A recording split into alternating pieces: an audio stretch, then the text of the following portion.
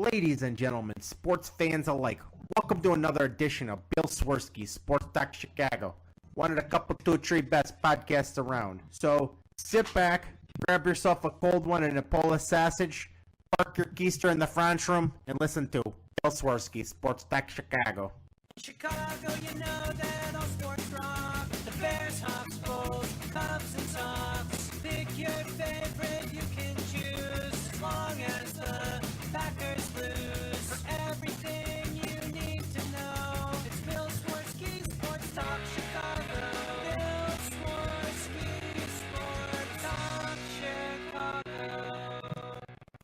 Hey everybody, welcome to another edition of Bill's Swerski Sports Talk Chicago. This is your hosts Alex and Shawn. On this episode, we're going to be celebrating the punch that capped the Cubs-Sox bitter crosstown rivalry. We'll be making sure we talk about Lewis Robert, because I got chastised for not bringing him up last week. And we will have some Bears pre-camp talk. But first, I'd like to thank our sponsor, the Rockford Ice Hogs. If you're not familiar with the Rockford Ice Hogs, they're the AHL minor league affiliate of the Chicago Blackhawks. What does that mean for you? You get to see the stars of tomorrow today at family-friendly, affordable prices. Season is over, unfortunately, but it shouldn't stop you from heading on over to icehogs.com, get yourself a hat, shirt, jersey, and sign up for season tickets for next year. Tell them Swerski Sports sent you. Alex, how are you doing, my friend? I am doing just fine, but I gotta tell you, right now as we're doing this episode, the Cubs game is just starting, and even though it's been over a year since Arrieta has not been in a Cubs uniform, it still just doesn't feel right. It's weird seeing him in another uniform, and for the first time, we're gonna see him pitch against us, which is weird because they had a 4-game set and then a 3-game set like this year against them last year. Every time they missed Arrieta. This time, and not only that, they're facing the guy they signed over him in a way. They gave him an offer, but they ultimately signed you Darvish. Yeah, I saw a meme and it had the two of them and it said, you and the guy she tells you not to worry about. I know Brad Robinson posted that. I don't know if that's who you saw it from. I don't remember. I just saw it and I was like, all right, that's a good one. But yeah, it's a little weird. I don't know, maybe it's a little less so because I've seen a decent amount of Phillies baseball over the last year. I've seen them a few times, but right, facing the Cubs, it is a weird feeling seeing him back at Wrigley, seeing him pitch, and he lucked out though. He's probably not going to face Javi. No, it's too bad because, Javi was really in a lot of pain last night, and I was kind of surprised that he stayed in as long as he did. Obviously, the injury wasn't serious, at least that we know of. It was a contusion on the ankle, but still, I was surprised he played as long as he did because he was clearly in pain. Yeah, he was definitely in pain. He's saying it's no big deal, and they're saying that he could come off the bench tonight to play if need be. I would rather they didn't need to. Yeah, I think it would be ideal if they can just make do without him. You're without him, and you're without Wilson Contreras because Victor Caratini is pitching tonight. So at least you could say your bench is pretty strong if you need it. Oh, your bench is strong, and the thing is, there's always a difference between 100% and being able to go if you need to. Like, it doesn't sound 100% to me. No, and I think tomorrow I wouldn't be surprised if he got another day off if he didn't play tonight. But we'll see how that goes. The weird thing about the Cubs is that they've had this weird injury protocol that's not always the best, because how many times have we seen them say, oh, it's minor, it's no big deal, and it ends up being more of a bigger deal than initially thought, or the weird refusal to put someone on the 10-day IL when they just had him day to day, but they end up being out like most of that time anyway. Like, you could have easily put Rizzo on the 10-day IL with the back problems and called somebody else up.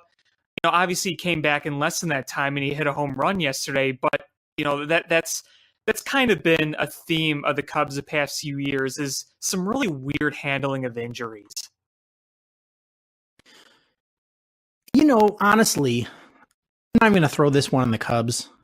I feel like I'm not going to include hockey in there, but at least with football and baseball, over the last several years, you've seen a lot of weird things with injuries and how they're handled and the communication of what's going on. And it just seems much more weird than it has in, the 5 years prior to these last couple years, or even earlier than that.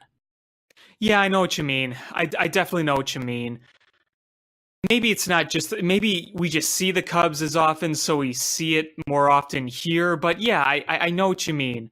Did you hear about Yoenis Cespedes? I heard that there was a injury on his farm. Yeah, and this guy hasn't played in almost a year for the Mets?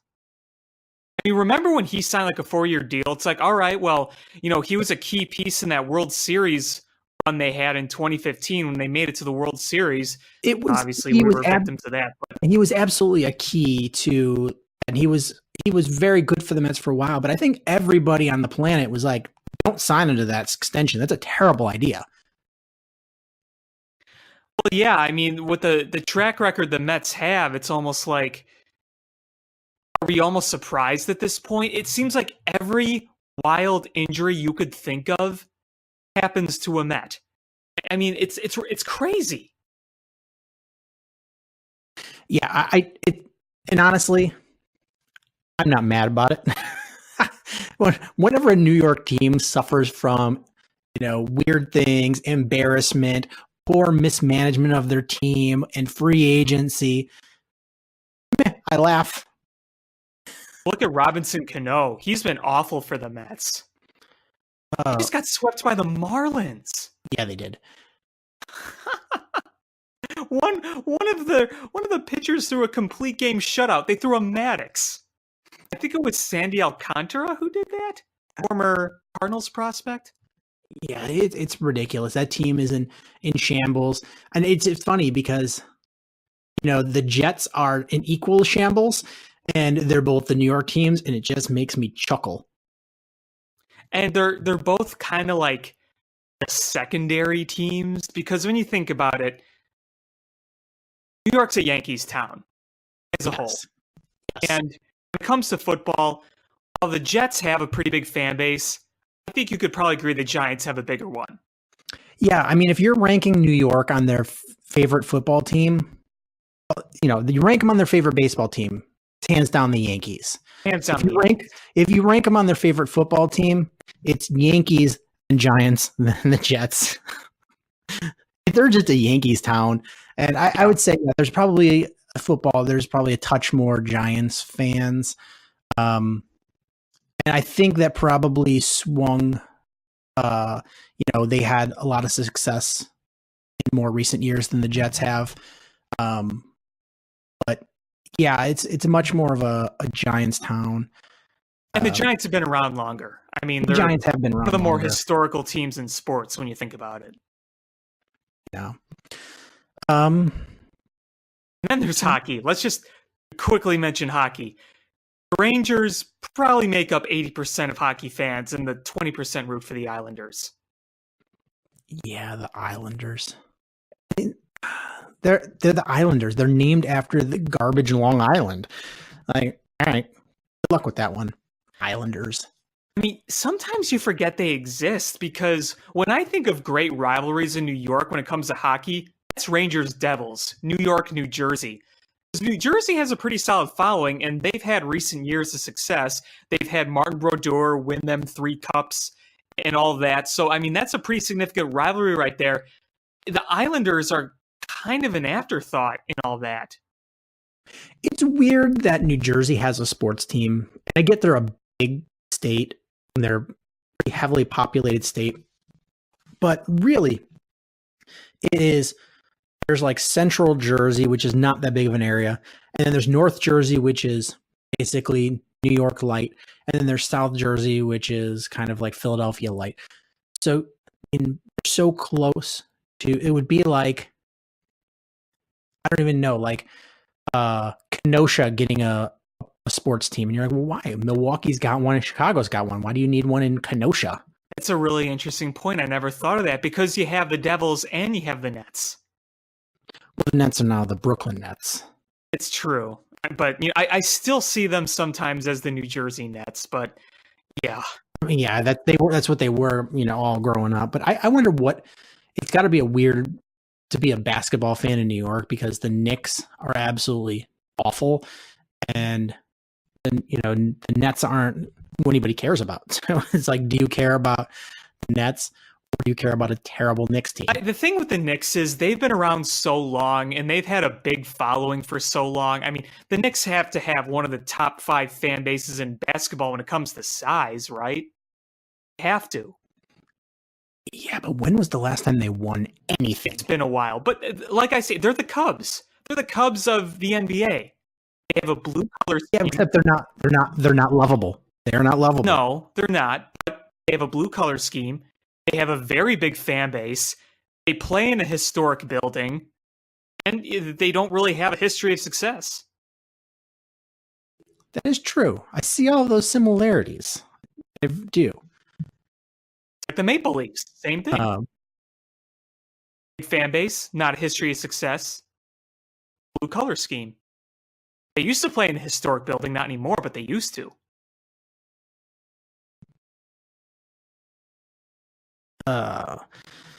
So yeah, I just got lost in the Cubs, and Schwarber just lined one off his foot. So speaking of Schwarber, he's back to being our leadoff hitter for the time being. I get it. We're 2019. This is modern baseball, and leadoff hitters aren't like the leadoff hitters that I grew up with. The Vince Colemans, the Ricky Hendersons, the guy that get on base and steal second, and then steal third. Things have changed. Now it's you get a guy that gets on base. His job is just get on base and not clog the bases. And then have somebody there, on base for when the big boppers come up, drive home runs or drive in runs for their home run. I get it, but we got a guy with 40 home run a year power, and we got him at leadoff. It's just weird. Well, I was saying this the other day. The problem is right now, who else do you put? Zobrist is out with the personal issues. Unfortunate for him. Everyone's heard by now. And he could take his time, whatever. I don't know who else you put. Yeah, you've got Hayward, who's in a big time slump. Yeah, that's the other thing. If he was hitting like he was early in the season, it's a good choice. He's not a big home run guy. He gets on base. He's a very good base runner. He's not a big base stealer, but he's a very, very good base runner. The good choice. He's been in a bad slump. And then, like you said, Zobrist is on personal leave, and yeah, you're right. We've all read that, and I don't want to get into it. No, we shouldn't. It's none of our business. Yeah, if you haven't gone through that situation before, and you don't realize how terrible it is, and we got kids involved, and it's just not a good situation. Just leave the man be. Let him take the amount of time he needs. And honestly, I wouldn't be surprised if he just walks away. I wouldn't either. And you know what, if he does, I think we should all be very understanding of it. He's 37, 38? He's on the last year of his deal. He's about to turn 38 this month or next month, I believe. Yeah, and he's already fulfilled what he was supposed to do, and then some.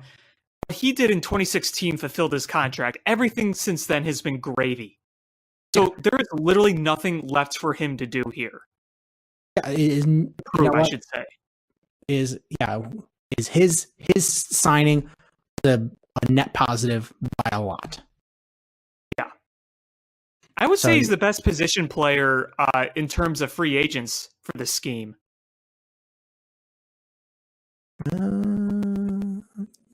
Yes, I would agree. Because what other position players have you signed? Jason Hayward? Everyone else has been drafted or traded for. Yeah. I was thinking, I was like, yeah, they traded for Rizzo. They traded for Russell. Drafted Almora, drafted Schwarber, drafted Bryant, drafted Javi, drafted Contreras. Traded for Caratini. Yep. Signed Descalso. That's free agent position signing. I would agree with that by a landslide. I mean, he's brought you everything to this team. And he had the single most important go-ahead hit in the history of the franchise. That right there cemented his legacy. That one hit, that one smash down the left field line, just getting past the glove of Jose Ramirez, that cemented it. Absolutely. That's what you're going to remember him for no matter when he hangs up the cleats. That's what you're going to remember him for. Mm-hmm. Absolutely. And he's had a very good career. And that's the shining moment of a very, very good career.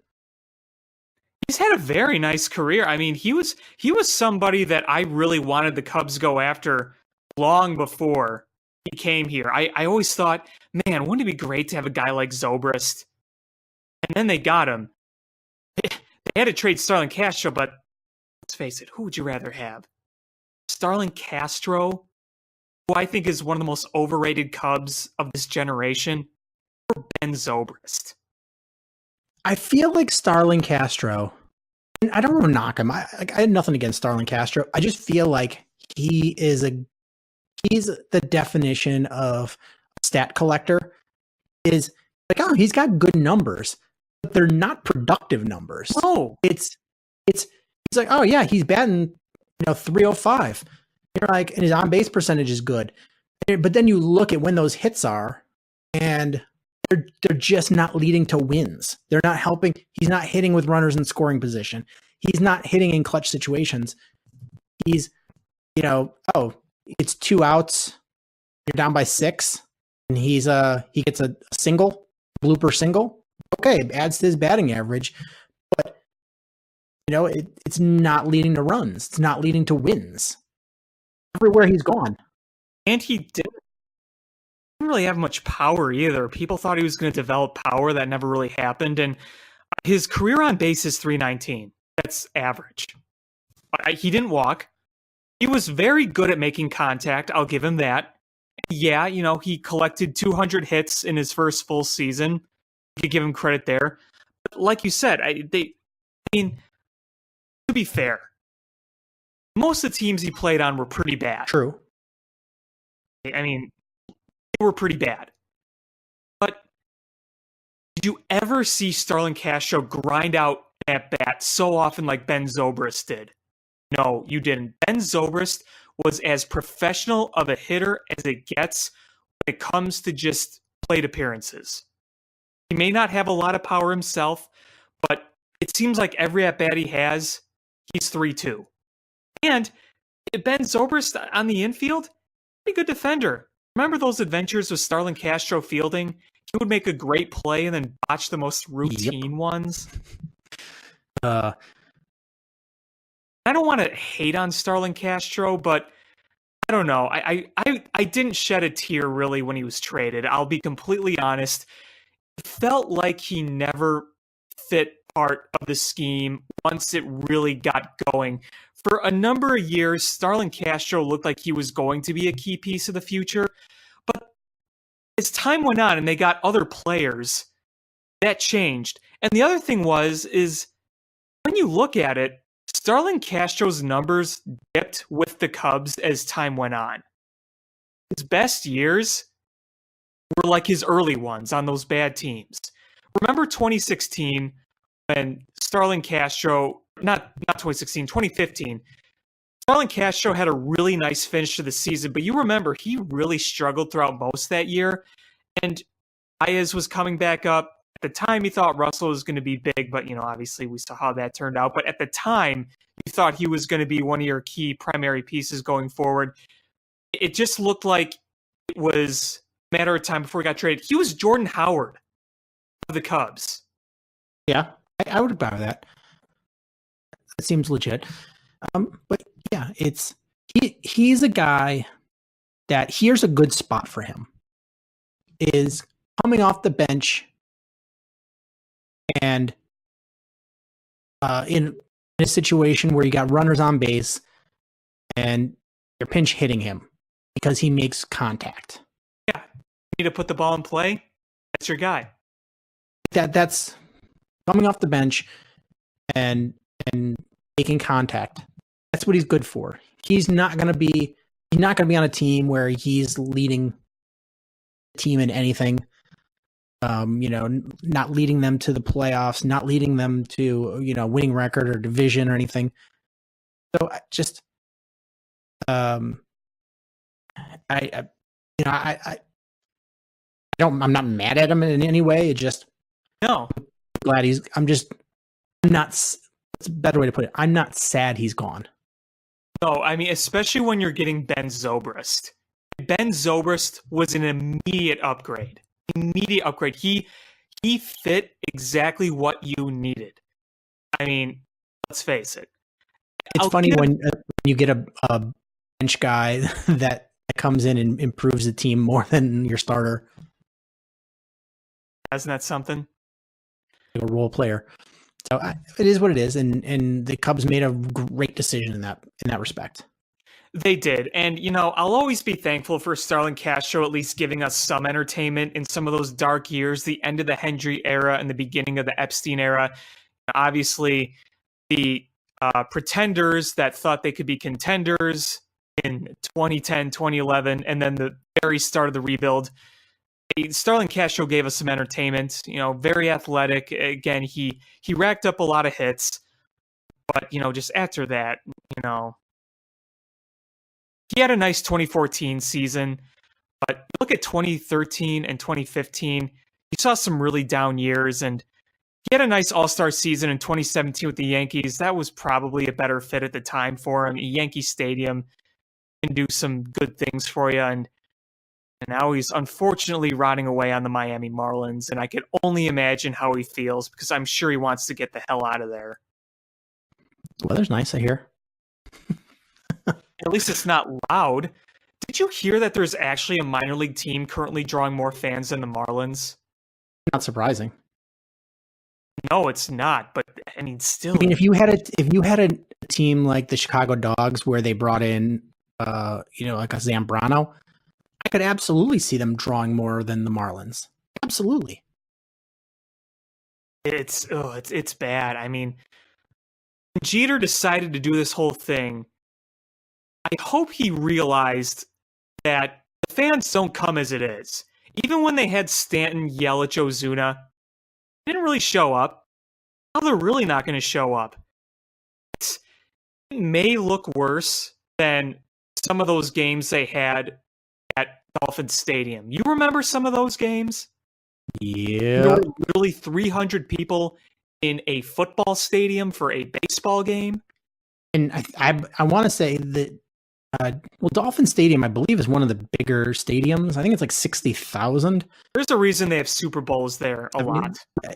I know that they cut down seats when they converted to a baseball stadium, but still, it's big. It's huge. It's 70,000. It's huge, and when you have nobody there, it's just very pronounced. Exactly. Now, with Marlins Park, here's the thing. I think Marlins Park is kind of goofy looking. Just the color scheme, I just don't think it's very good looking at all. The design itself, like the left field, center field without that hideous sculpture, actually looks pretty nice. But, I mean, it still looks so carnivorous when there's nobody there. It's not like people are spread out. I mean, there's a few people on the lower level, and then you look at the next two levels, it's completely vacant. I mean, you know what? It's already not a baseball town. No. It's not really that big of a sports town in general. It's a lot of transplants. So people, when they come, a lot of times are coming to see the opponent. But you go there, oh, you know what? I'm from Chicago originally. The Cubs are in town. And things like that. It's not hometown fans because they're not from there. So that's a big part of it. And when you put a terrible product on the field, like, what do you expect? At least the Marlins were entertaining a few years ago, and it's like, oh, hey, at least baseball fans could at least check in on Giancarlo Stanton there every now and then. But even now, there's absolutely no point. When you have diehard baseball fans talking about the Marlins and you say, like, name their roster top to bottom, and people can only name about 5 of them, that goes to show how bad it is. I mean, what's the plan for them? They have some young prospects, obviously, with some trades, but they don't have a farm system like the Padres or the Sox or what the Cubs had before they got good. No one's going around talking about, oh man, look at all these future stars in the making. No, they just have here's some prospects, a few that could become something. But you don't say, oh man, in a few years, this team's going to become a juggernaut. Not even close. And you had more talent to sell off than the Astros did, the Cubs did, maybe even more than the Sox did. The Sox had Quintana and Sale, but the Marlins had Yelich, Stanton, Ozuna, Realmuto. They had all that. And they still haven't built a farm system to what we've seen in the past few years from other teams. It's incredible how bad that organization is. Yeah, not a top 10 minor league system according to MLB.com. I think so. Probably middle of the road? Let's see. They only ranked the top 10 there. Come on, Bleacher Report. Cubs have the second worst. Marlins are 28th, according to Bleacher Report. Wow. What an embarrassment, man. Why does that team, MLB needs to step in and say, we're folding this team. I'm sorry. That's awful. What point is it having them around? What? Pad the schedule somewhere? Maybe. No, I'm not bitter at all about 2003. Not at all. Yeah, a chance for the most historical World Series in years. It ends up being Boston and the Marlins. Can you imagine what Fox executives were saying? Oh, I'm sure they invented new swear words. I'm sure they did.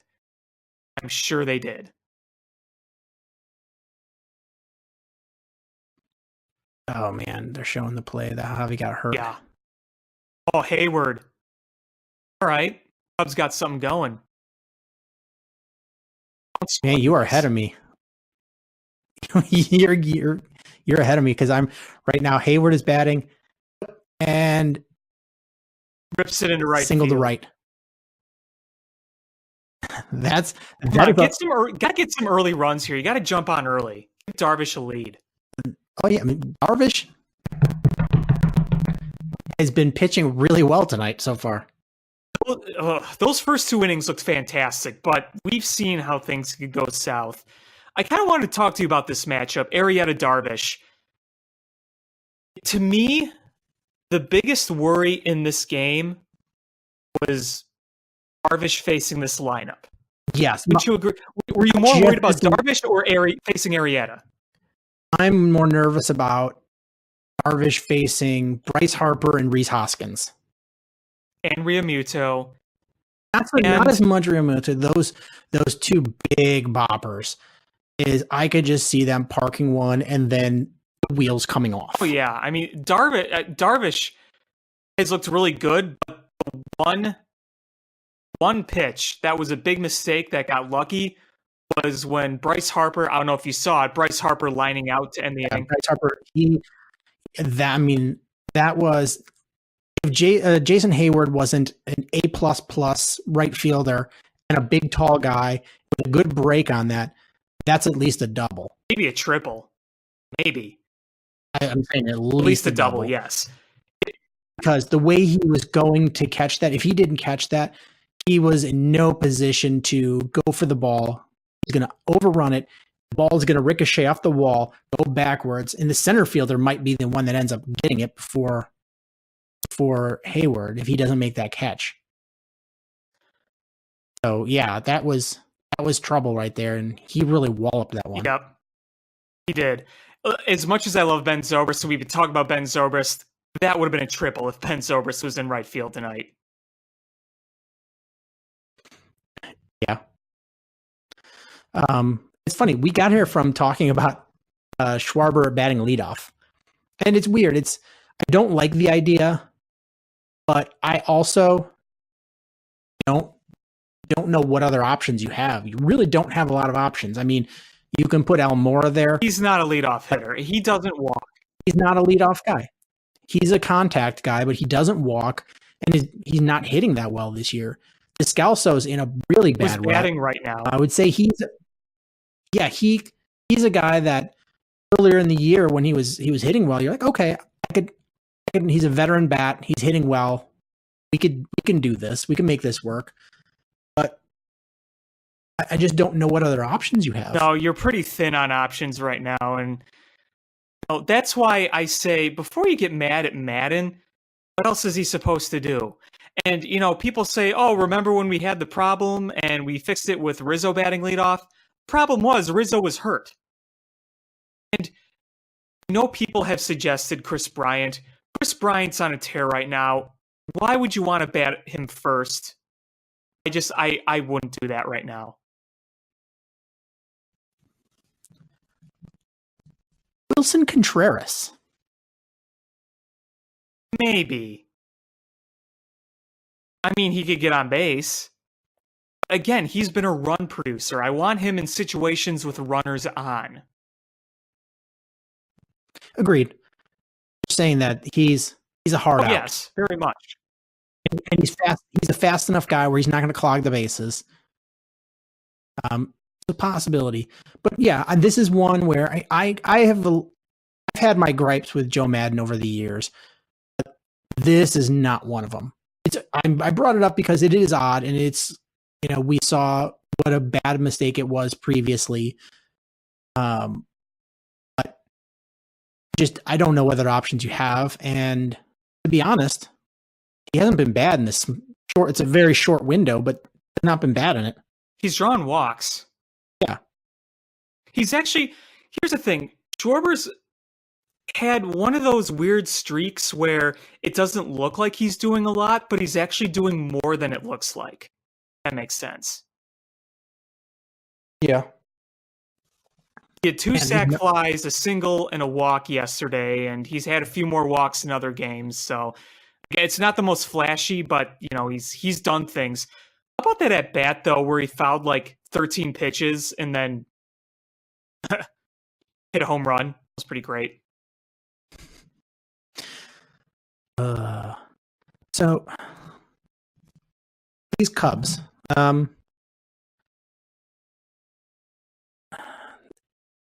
we didn't have a good series against Cincinnati. Can we say that? Is that a fair statement? Yeah. The weird thing about that Cincinnati series is there was something about it where I felt I could see things going a little south here. You know what? It's funny. Doesn't Cincinnati have the best ERA, team ERA in baseball? And they have one of the better run differentials. But they're last place. Yeah. How does that happen? I don't know. I don't watch enough. I squandered this opportunity. I'm sorry. What were you saying? I don't watch enough. I don't watch enough of Reds baseball to be able to answer that question. But usually when you see those two stats go together, it's on a team that's well in first place. Yeah. Oh, yeah. I mean, this is the time of year where things get weird. So, you see teams you don't expect like in first place, and you see teams with weird run differentials, either good or bad, be the opposite of where you'd expect them to be. Usually evens out starting mid-season. Oh yeah, like I said, I say this a lot, but baseball is a game that is everything comes back to the mean. If you're a guy, you start off the first month of the season batting 500, guess what? You're not going to bat 500 for the season. You're gonna go through a big slump, and you're gonna come back to the numbers that you usually see. Mm-hmm. Yeah, baseball's a weird sport. It really is. Yeah. So you had, you win the first game against Cincinnati, and you're like, okay, all right. It wasn't the best of wins. You expected to score some more runs there. And then those next two games, they weren't blowouts by any means, but you couldn't take advantage of playing the last place team. No. And you come back and you play a series in Washington and you win the series, but it was a clunk. I would say it's a real, as far as winning a series goes, it was a clunky one. Oh yeah, it was. It wasn't pretty. You wasted a lot of scoring opportunities, and then you almost blew the lead last night. And obviously, you had the great performance by Chris Bryant to pull away, and that was exciting. But you had some bullpen cracks showing again. They were pretty lucky to get 2 or 3 there, but you'll take it every time. Oh yeah, of course you're going to take that. You're going to take 2 out of 3. If you can get that every time, you'll take it. But it was just a clunky 2 out of 3.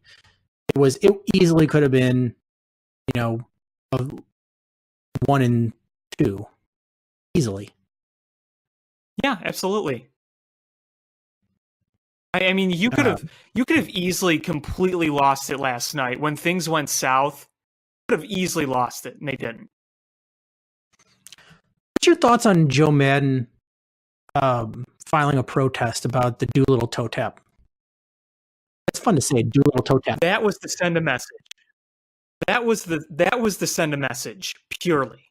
He wasn't mad at Doolittle doing that. He was trying to send the message for his pitcher. And doing that in private, like some people would suggest, I don't think sends a message like it would if he did it publicly. Because MLB would say, okay, well, he's done it publicly. People clearly see the issue here.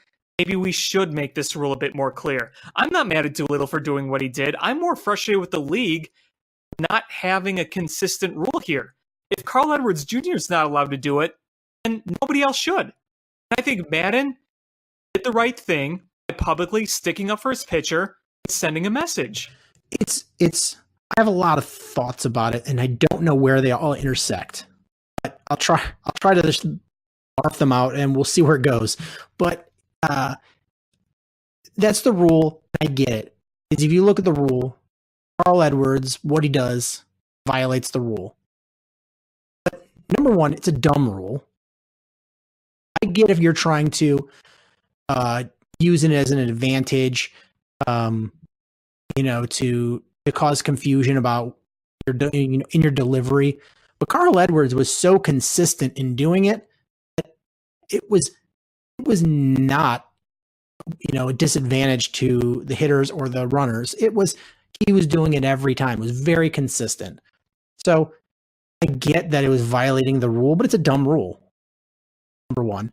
Number two is, got to give credit here, is Girardi was on the radio this morning and said this, but basically that rule cost Carl Edwards a month in major league time. Because, when that all happened, wheels fell off, couldn't throw strikes, moved down to the minors, got an injury, and then before he's brought back up, it cost him a month of time for this dumb rule. And Doolittle does it, and nobody's mad about Doolittle doing it. Nobody else is throwing a fit. Nobody said anything. But, I agree. Joe, make a thing, and I know it's premeditated. They saw it, and they were like, you know what? Joe's like, I'm gonna go and make a stink about this, because he didn't come out there mad. He came out there calm, like, hey, this, and I like it. I like it. It sends a message to Carl Edwards that, hey, we get it. We got your back. We've got your back 100%, and you're my guy. And if nothing else, that should send a message to Carl Edwards. Is like, hey, Joe has confidence in me. Joe believes in me. Team Joe. I'm on Team Joe. Yeah, that's exactly what he did. And I think that the Cubs aren't going to. I think they dropped the protest. It was.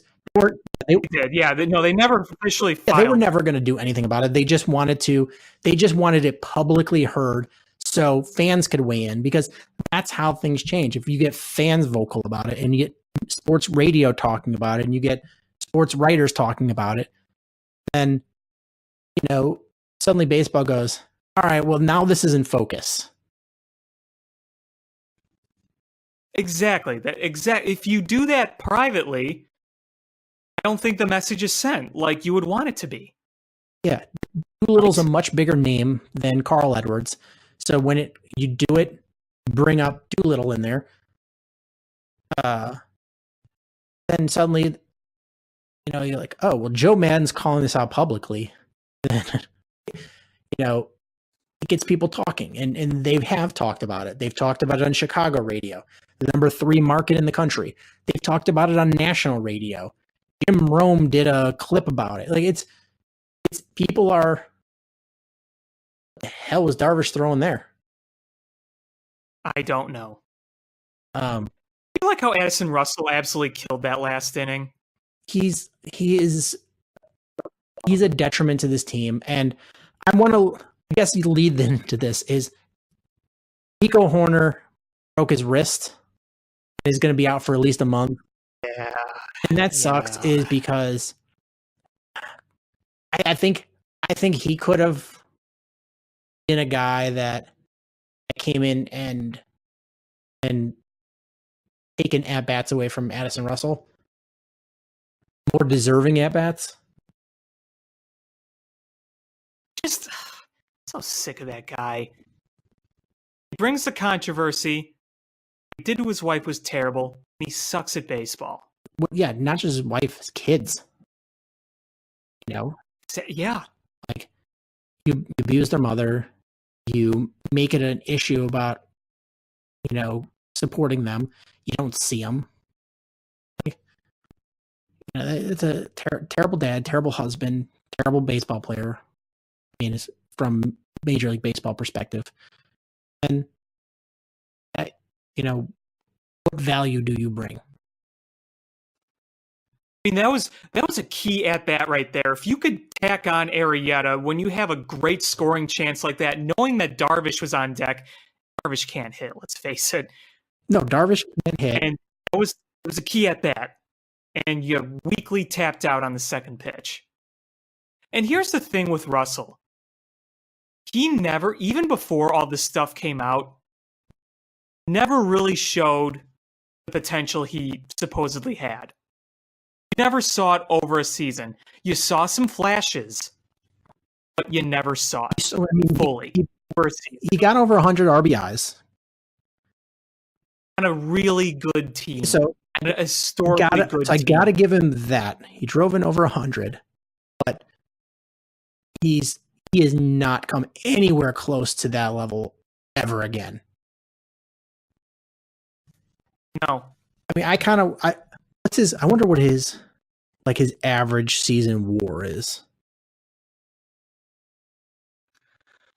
I don't know. Like you said, I know he was productive in 2016. I think he hit 20 home runs as well. But you were supposed to see like a 300 hitter, like a 5-tool guy. You never saw that. He's made some dazzling plays over at shortstop, but even so, he doesn't have that strong of an arm. It's more the glove than the arm with him. Absolutely, far and away. And also when you have Joe Madden and Chris Bryant, both of them said he's going to be an MVP in this league one day. It brings a lot of high hopes. What was it? Billy Bean said you're getting the next Barry Larkin. I think that's when he traded him to Theo Epstein. At least that's the story I read. I believe, maybe. I think I heard that. So 2016, he was a 3-WAR F-WAR player.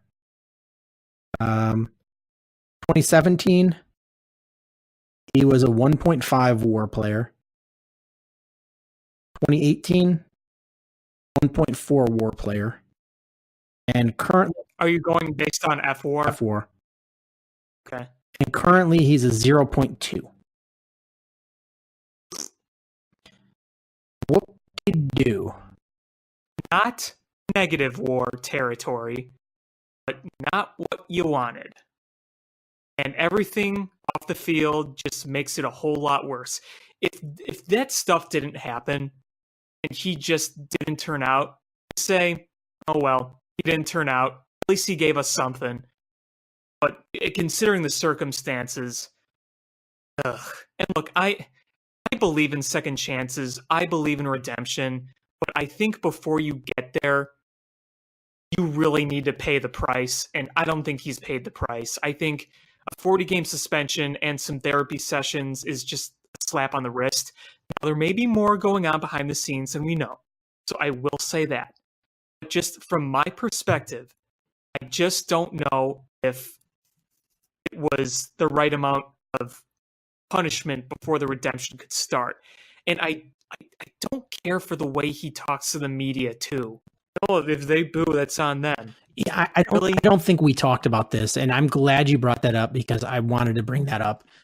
Is that rubbed me the wrong way? And he said it's not what he meant, but I don't know how else. He said it's not what he meant because he was getting backlash for it. I don't know how else he would mean that. It's not like it was written. There's like, he said what he said. He said what he said.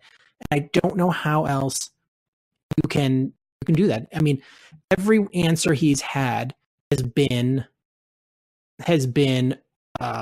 basically, I mean, at first it was, he had a handful of things that he memorized that they told him to say. Even if it didn't quite fit the question, it was, that's the standard stock answer he was given. And after that, it was, this cookie cutter answers. And you're like, well, he hasn't really answered anything. He hasn't really talked about it. We don't know. He's just giving us what he's told we want to hear. And then the minute that mask comes off, the first thing out of his mouth is hey, boo, that's on them. Like,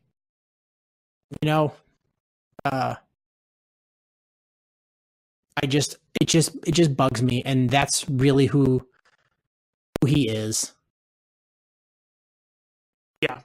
Now, I'm rooting for him to become a better person for the sake of his family.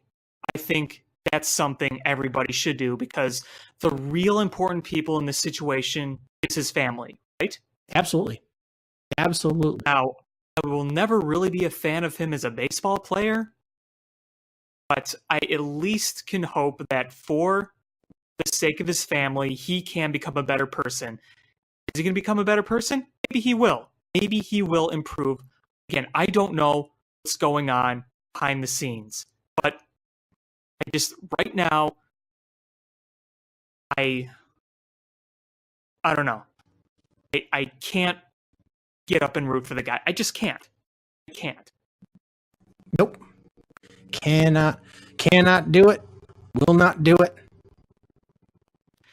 And I know people like to bring up, oh, I bet you cheered and had no problem with Aroldis Chapman. I had some not so great thoughts about Aroldis Chapman as well. And I'm actually kind of glad he wasn't the one getting the final out. Yeah, we've World talked Series. about this before. Absolutely. I'm glad that his ending to that season, even though it was a World Series victory, he almost cost the Cubs. I mean, I know they don't get there without him. No, they don't. It was he almost cost them the series. I also can't really get behind Madden's decision to use him as much as he did, but yes. But I mean, he's gone, so it's behind, and it seems like he's ended his relationship with his family, so he's taken the steps at least. So, you hope that that's truly where it is. But overall, right now, I don't like watching Russell on this team, and that's that. Yeah, I will be glad when we have resolution elsewhere, and we're not dependent on him. Right. When you get Descalso healthy and batting better, Javi Baez is back. Hopefully Ben Zobrist is back, and we can ship him back to Iowa, or we can just forget about him for the rest of the year. Yep. Let's see. I read today that there's some positive signs with Pedro Strop and Brandon Morrow. Pedro has thrown his first pen session since he injured his hamstring. And Brandon Morrow started a throwing program. Don't have a lot of high hopes for Brandon Morrow with the Cubs, but Pedro Strop, I feel like, should be back and be healthy. They've given him a long time to heal from a hamstring. Hopefully that doesn't fester. Sooner or later, you're going to need him back, because going with this bullpen in the long run, yeah, this bullpen, not feeling good about that. you have MacGyvered this together with toothpicks and bubble gum, and it's not a knock on anybody. It's you've got two converted starters in your bullpen, and you've got a guy who you sent down to the minors because he couldn't throw strikes, and you've got a lot of young guys. It's a patchwork. It is, if you're trying to build the prototype bullpen, this is not it. This is nothing like it. No, especially if you're planning on going on a postseason run. Absolutely. And they have performed. They've performed, I mean, other than the beginning of the season, they've performed pretty darn well considering. But it is not the kind of bullpen where you're like, I've got confidence in them in the long run.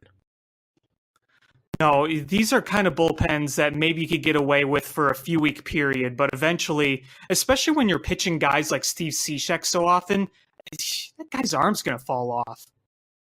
Yeah, what was it, seven out last night? Yes. I don't think he's been in that situation in several years. Yeah, I mean, and the thing is what else do you do? I don't know what you do. Joe, this is another one where I can't be mad at Joe. Is he's doing what he's got to do. Yeah, it's a really tough situation right now. A lot of other guys. I mean, look at the Dodgers when they're having their best success. Is they've just got a formula. Is of when they bring this guy in, when they bring this guy in, when they bring this guy in, and how in the world did they not have a shift on Rizzo? I was thinking the same thing. As soon as he hit that ground ball, I'm like, oh, that's a ground out. And then no, it squeaked through. I mean, that's right where I get that. Like, what are they trying to keep a guy on third? What do they think Schwarber's going to steal home? I don't know. Caratini's that's 500. But that's right where you would have had a player right there. Yeah, because how many times have we seen Rizzo ground like anywhere on the right side of the infield, and there's a guy there? I mean, in the shift, if he hits that and that deep that deep infielder gets it, is that like conceding a run? If you don't have a third baseman holding him on, Is that the thinking? I don't know. There's a weird strategy there. Yeah. Now instead of having 2 outs and a run score, you have a guy on first and 1 out and a run scored. Especially a guy like Arrieta who could, miss bats or make weak contact, because I would feel like it would be hard for Rizzo to try to punch it the other way or bunt it the other way, because we have seen times where Rizzo just kind of taps the ball towards the third base side because there's nobody there. Right. So I want to take a second and I don't think we mentioned this before, but so NBC Sports Chicago has the Bulls Outsider with our friend Big Dave. And it's doing well. They are really happy with it. They decided that they were going to do a Cubs version of it. And Alex and I were both asked to do an audition for it.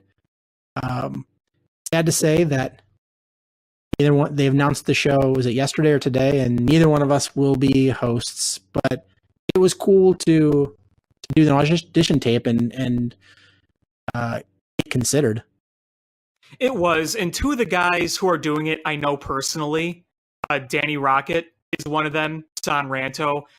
He's been doing his thing for a very long time, so well deserved to him. Yeah, and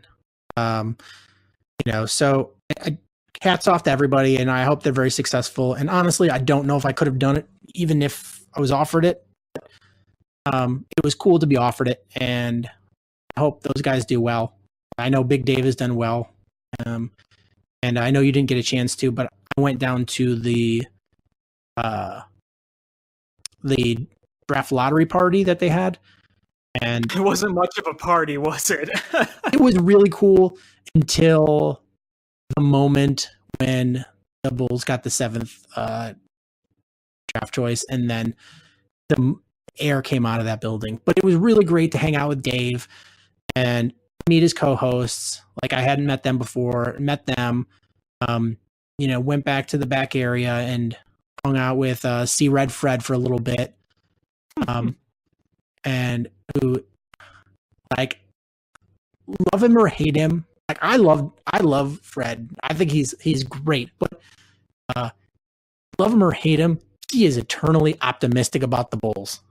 Yes, he is. So it was cool talking with him and seeing Big Dave and getting yelled at by the producer of the show because I was talking with Dave, and apparently I was in the backstage area. I was told that fans were not allowed back there. I was like, I'm not a fan, I'm a friend, lady. Nice lady. Oh, lady. But yeah, I wish I could have been there, but it didn't work out with work and everything. By the time I got off, I wouldn't have made it. Oh yeah. I if I wouldn't have worked from home that day, I wouldn't have been able to either. I got there even with that said, I'm already in the city. By the time I got down there, parked the car and walked in, I was one of the last people allowed in. Oh, really? Yeah, they capped it. Huh. I guess I'm not surprised. There's probably a lot of people there. Yeah, and it wasn't that big of the place itself is fairly big, but the section where they had it was not huge. So it got packed pretty quick. And then they had a big area for them to broadcast. But Will Perdue walked right next to me, and I know he's very tall, but to stand next to him, you're just like, what gravy, this guy is tall. That's what I've heard. Yeah. That's what I've heard. I talked to Mark Schnowski. That was cool.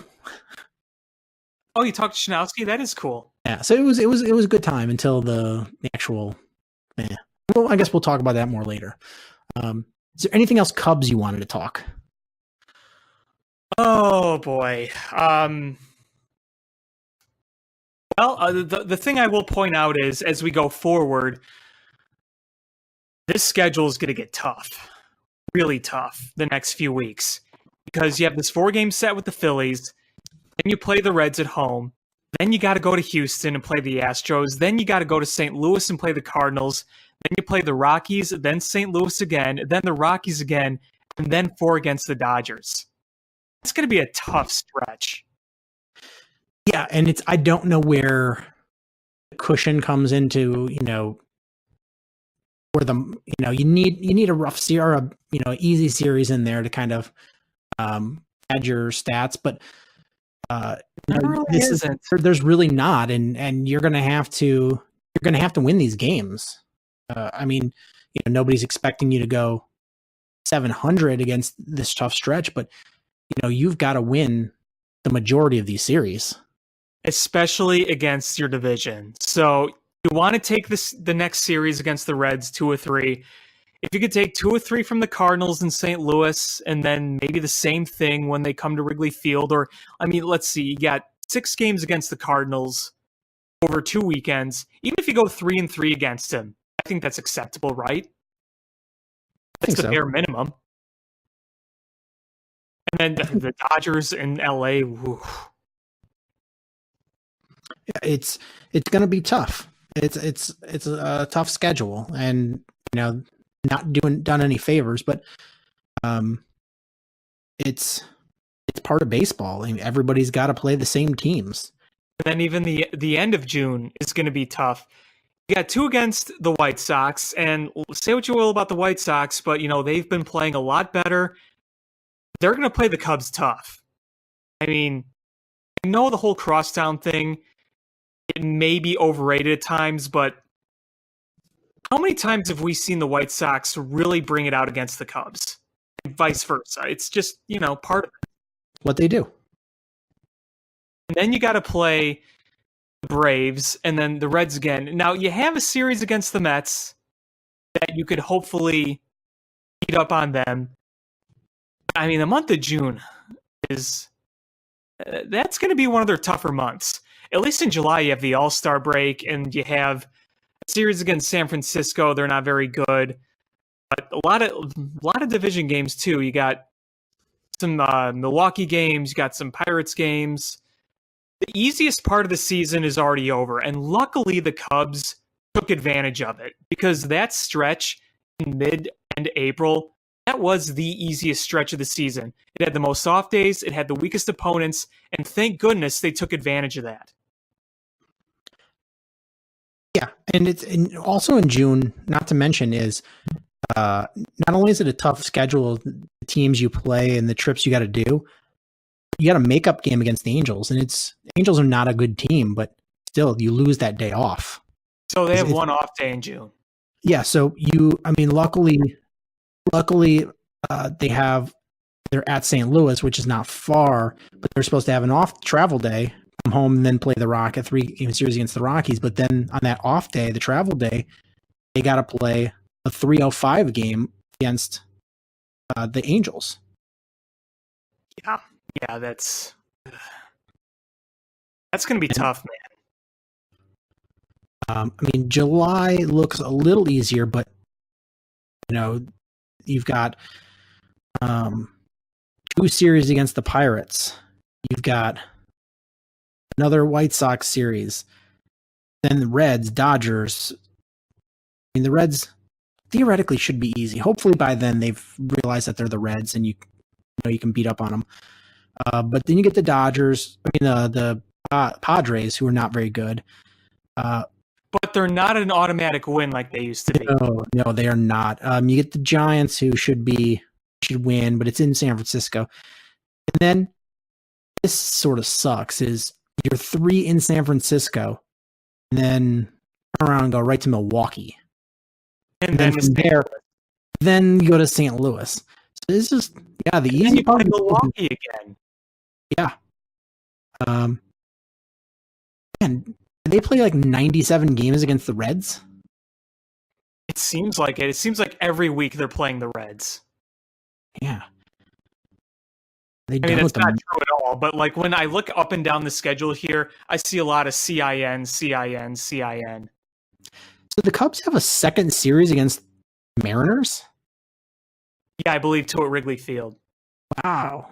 Because it was 2 in Seattle, and then it'll be 2 at Wrigley Field. Huh.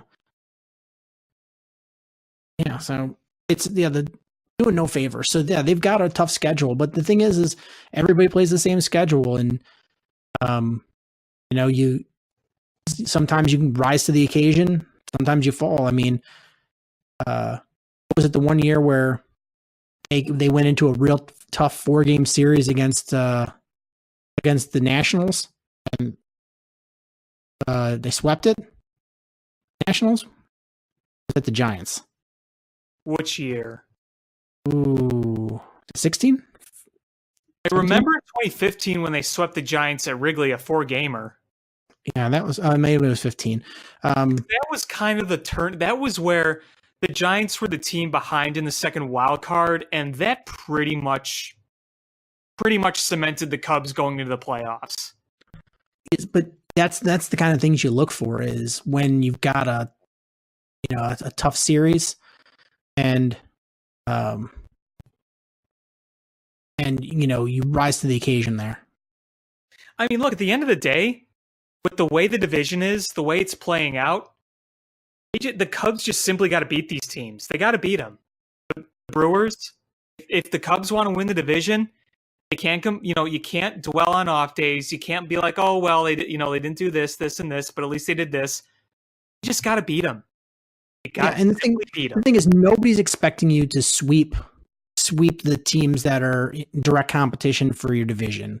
So I mean, realistically, it's your competition in the division is the Cardinals and the Brewers. No knock on the Pirates or the Reds. I think they're pretty solid teams, but the class of the division is those 3 teams, and so you've got to beat. You've got to. Nobody's expecting you to sweep the Brewers. Nobody's expecting you to sweep the Cardinals. You need to beat them more often than you lose at them. Yes. So what do you play 16 against them? Bare minimum, you got to be 8-8. You can't have a losing record against those teams. You're looking for more like 10-6 or 11-5. Like that would be fantastic. And the way you do that is you win 2 of 3. Win 2 of 3 here. You win 2 of 3 there. Don't get swept and minimize losing series. And it's just one game at a time. So you go into a series, and if you lose one night, that's fine. You can't go back-to-back losses. You got to come back and win a game. You got to take the first game of series. I think that's important. Yep. Yeah, absolutely. So White Sox. I was told I did not talk about Luis Robert enough last week. I don't think we mentioned him at all. No, I don't think we did. And he, looking at his what he's done combined in 2019 so far, because he's been with Birmingham. He was with Winston-Salem, high A ball, and then moved to Birmingham. It's double. Yeah, it's double A. There. He did. He did. Let's see. He's got a 379 batting average between the two with 1,200 OPS, 10 home runs, 32 RBIs, 13 stolen bases. I think the White Sox may have gotten a player here. Is that good? Those stats. Is that good? I mean, they're okay. They're okay. Are you seeing some of the home runs he hit? Because I've seen some of them on Twitter, and they're like mammoth shots where you don't even see the ball leave out of the park because they're hit so hard. I'm gonna sum up Luis Robert as he is playing like what I thought Soler was going to be. Yeah, that's fair. We saw some of those shots he hit in the minor leagues, and before Soler had injury problems, he looked kind of like he was going to be that type of player. But hopefully Luis Robert doesn't have to deal with that. I know he's had a few nagging injuries, but I don't think anything to the extent of Soler.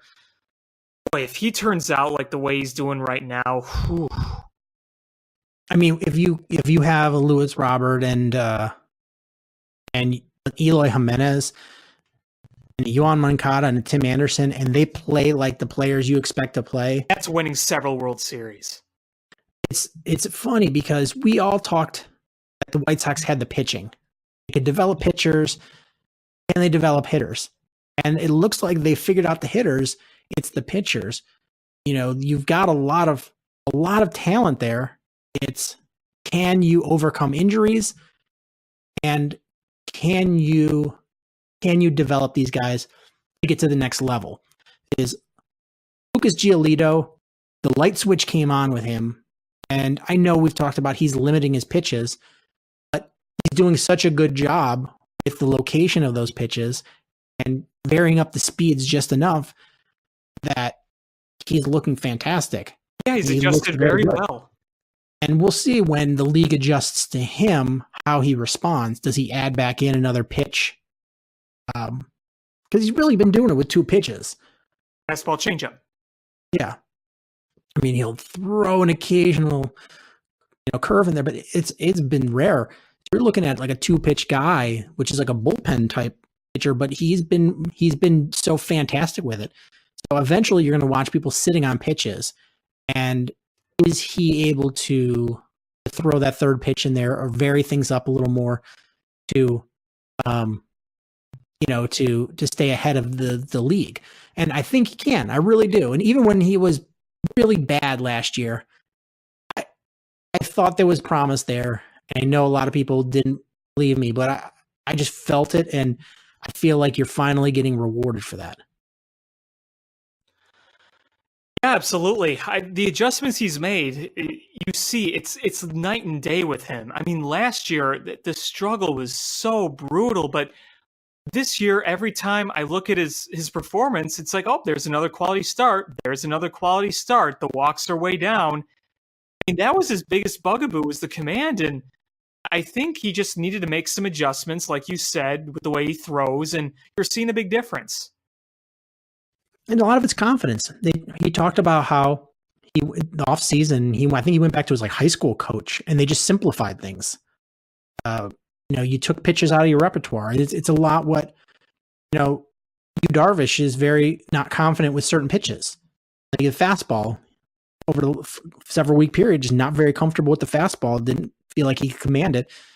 And a pitcher is a position. A lot of it is confidence. So if you get confidence in these 2 pitches, you can ride a lot there. So, hopefully that confidence leads to him adding back in some of his other pitches and really, really showing what he can do. So I'm high on Lucas Giolito. Yeah. I still don't think he's a number 1, but if he's a 2-3, I think you're all right. I agree. You know who I can't decide on if he's going to be a huge part or not? I'm having trouble. It's Reynaldo Lopez, because you see flashes of him being good, but you also see him get hit pretty hard. And the thing with him is his slider, when it works, is very good, and he can throw hard, 96, 97. The thing with him, though, is his fastball is straight. It's perfectly straight, and if it's over the plate, it's going to get hit. You've seen some rough outings. You've seen some pretty good outings. His last outing against the Blue Jays was pretty good. I don't know if he's going to be a huge key going forward or not. I mean, I think he can be. I don't know if he's going to be bigger than all the other guys. I don't think so. If anything, I think he's a 4 or a 5, but I don't see him being bigger than Kopech or Dunning or even Gio at this point, if Gio keeps this going. All right, but let's just say that everybody comes back healthy, and in later next season, you've got Kopech, Dylan Cease, Lucas Giolito as your 1, 2, 3.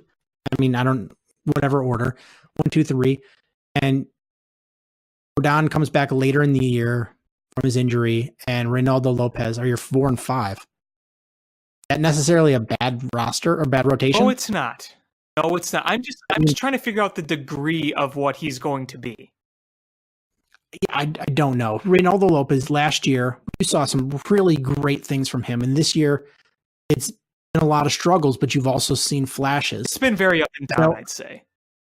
When you see a guy has the talent, you feel like you don't want to give up on him, especially when he's young. I'm not giving up on him yet. I think he is another one that could benefit from what Lucas Giolito did, is go in there in the off season, in the middle of a season. It's really tough to work on things because you pitch a game and then you've got your off day routines that you go through, and it's really hard to adjust things.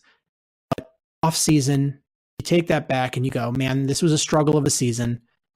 Simplify things, and you come back and work on some things. In the off season, you work on them in spring training. You come back as a different guy, and if he ends up being,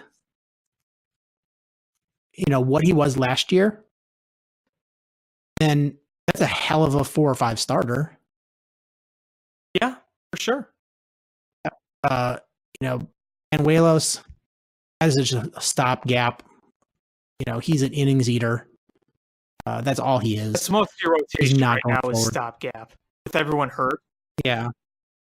But I still feel they need a big name free agent pitcher. I agree, because let's face it, it's a little more concerning now when you've had so many injuries, and especially Carlos Rodon, who's had multiple significant injuries and multiple career setbacks. Yeah. I mean, here's the thing: is these are all really young guys that can easily hit a skid.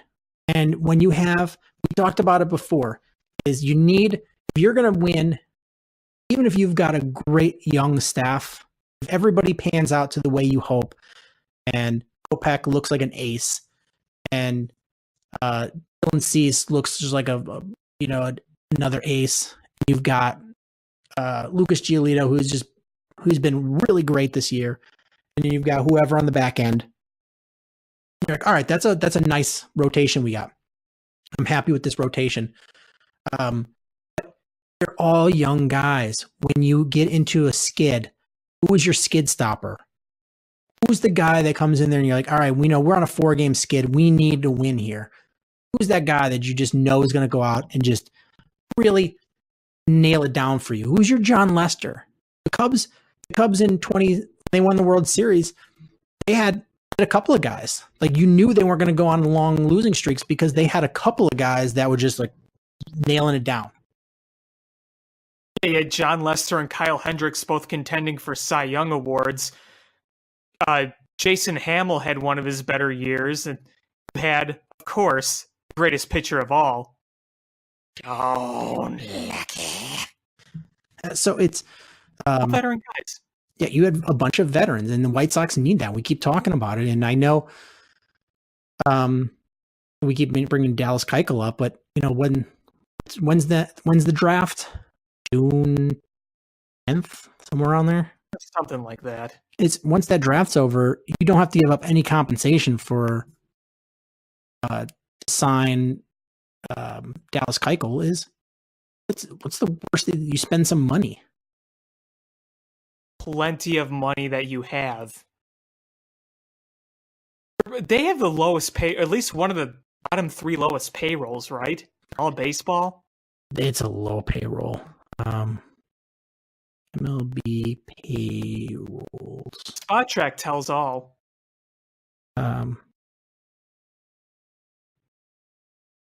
Close. The White Sox have 25th right now. Okay, so it's pretty dang low. 91 million, but I believe next year they are at, updating it for next year, they are lowest in baseball at $27.98 million. Their payroll is Jason Hayward. It is. It's funny. You got plenty of money to spend, White Sox. Spend it. As it stands right now, you know who has the highest payroll in 2020. Based on Cubs? nope, Cubs are 5th.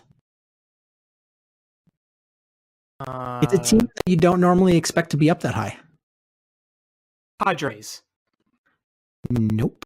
Padres Phillies? are 13th. Phillies are 11th. Don't tell me. The Cardinals. Cardinals. The Cardinal, really? I guess with Paul Goldschmidt, but who else they paying him? Dexter Fowler's contract is up in what, 2 years? So for 2020, Paul Goldschmidt is $26 million. Yadi Molina is $20 million. Matt Carpenter is 8.5. Nicholas is 16.75. Dexter Fowler is 16.5. Wow. Buddy Jed, 13 million. Carlos The Martinez. jerk store? Yeah, the jerk store. Carlos Martinez, 11.7. Andrew Miller, 11.5. Colton Wong, 10.2. Who you're paying $10.25 million to Colton Wong? Wow. Brett Cecil, 7.25. Jose Martinez, 2. And Paul DeYoung, 1.67. Wow. Yeah, no, they're usually not.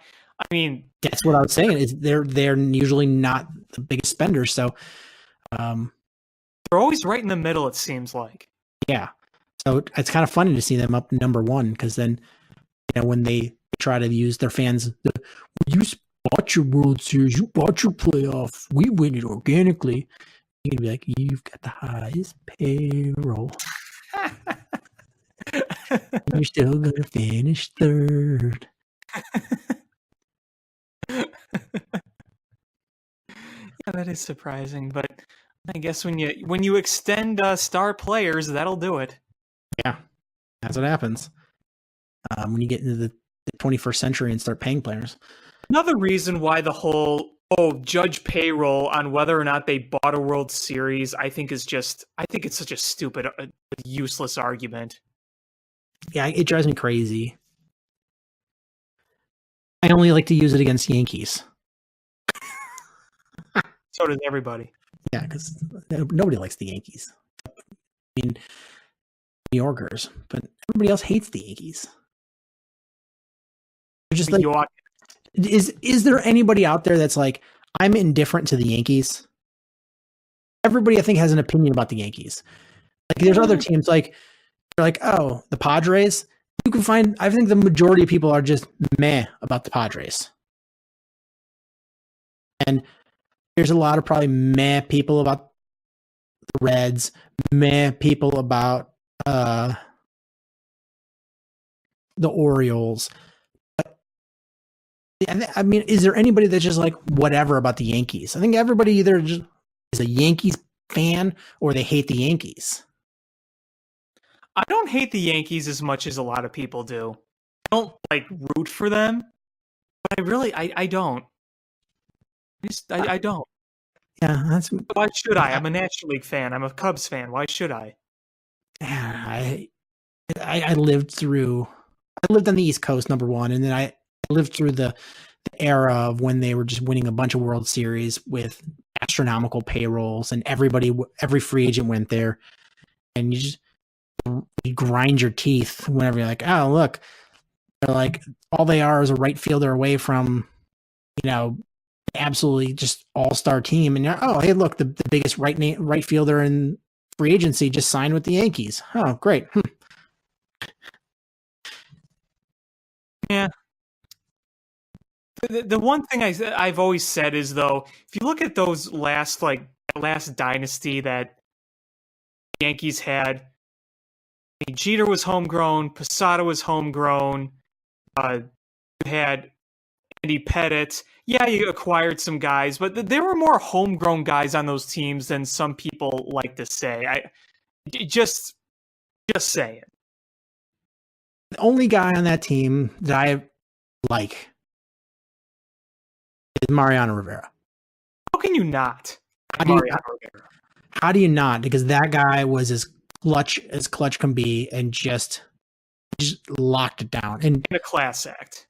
Yes. Nope. I don't think anybody has a bad word to say about Mariano Rivera. I mean, look at Boston. They gave him a standing ovation when he retired. Boston giving a Yankee a standing ovation. I'm pretty sure Mariano Rivera is like the only one that could claim that. Yeah, I mean, I think at that point, if Roger Clemens would have been on fire, they wouldn't have peed him out. But they gave a standing ovation to Mariano Rivera. They would have dumped gasoline. So I want to switch gears a little bit, and we briefly mentioned the NBA draft lottery, and I want to talk about that a little bit. Is I think all of us were hoping top 2, and We were hoping. and I think Big Dave had us all rooting for the second pick to get Ja Morant, and you're like, oh, we've got a really good young core. We feel once they develop that it's going to be just really solid. We're a point guard away from competing for legitimately now, upper echelon, but competing, definitely making the playoffs and being able to get past the first round. But you really just get stuck in limbo again with the 7th overall pick. Yep. It doesn't get you any closer to a title. No, I think it actually sort of gets you further away. And I think what makes it even worse is the Lakers moved so far up, and there was talk of the Bulls making a trade to get Lonzo Ball, and they like things that he's able to bring. He's a good playmaker. He plays defense. They felt like with Lauri Markkanen and Zach LaVine that he's going to fit in well, and maybe you could package a top 5 pick to move up. So if you don't get Ja Morant, you don't get Zion Williamson, you could package a deal and be able to get Lonzo Ball. And the crappy thing now is they got a higher pick than you. Would they get 4th? 3rd? 4th. They got the 4th pick, and you get the 7th pick. So they're just the leverage you have to be able to get them really a lot lower. The best I think you can do now is try to be a 3rd team to facilitate a trade for them to get Anthony Davis. It's not looking so good. You need a point guard, and there's really not that many point guards that are worthy of the number 7 pick. No. Ja Morant's going to be gone. There's 2 other guys that potentially, but they could be gone as well. And I know, on paper, we're like, this is a 2-person draft. And I know every year there's going to be somebody in there that just blows you away that was drafted later. The Greek Freak, what was he, a 13th pick? I think Kawhi was a 12th or 13th pick. So those guys are out there that are middle of the first round. It can happen, yes. It can. I feel like every year there's one guy that just is the middle of the pack that comes out and plays really well. But clearly, if anybody thought Giannis or Kawhi were going to be Giannis or Kawhi, they wouldn't have gone 13th. Those guys would have gone 1 or 2. Yeah. So, basketball is kind of a crapshoot in that respect. So, the Bulls do have the opportunity, if they stick with this pick, to get somebody that ends up being special. It becomes their Giannis, their Kawhi. I would rather take the chance in the draft and get Lonzo Ball, who can bring some value, I feel, but in the long term, does it really help? I don't know. My thing is he the key that you're missing, the part that you're missing to get you to the next level?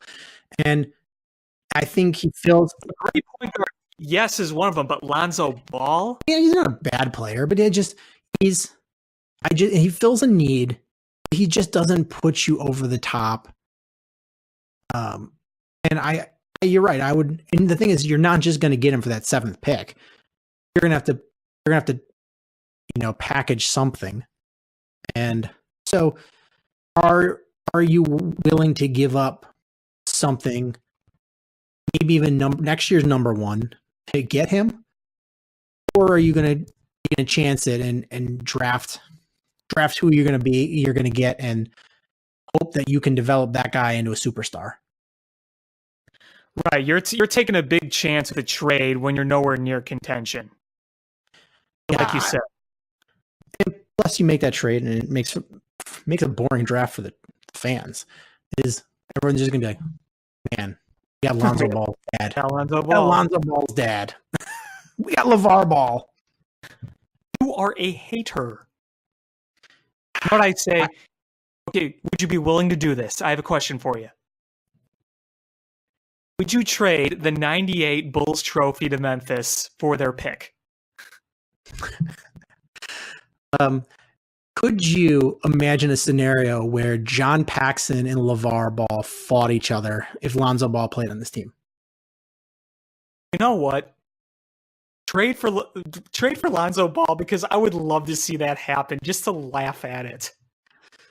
That would be amazing. That would be pure entertainment. Yeah. And Gar Forman coming in and trying to be the 3rd man in and throw a kidney punch.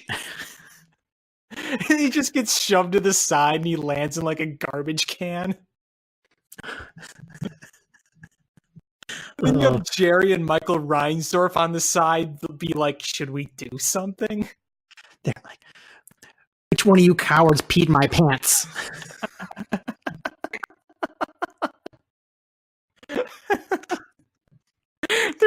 They're at the Bulls training facility. They're just imagine them just scuffling on the ground, like rolling around like a cartoon fight, and like a dust cloud starts to form as they're fighting. Okay, I'm sorry, what were you gonna say? We need another character. We've got John Lackey. We need a Michael Reinsdorf character. Like, nerdy. I saw that there was a guy that was a big man, and I was scared of him, and I got nervous, and I peed my pants. Like Frank. I'm very important because my dad is rich. I'm running the team, like Flavin. I think we're doing quite well. Hey.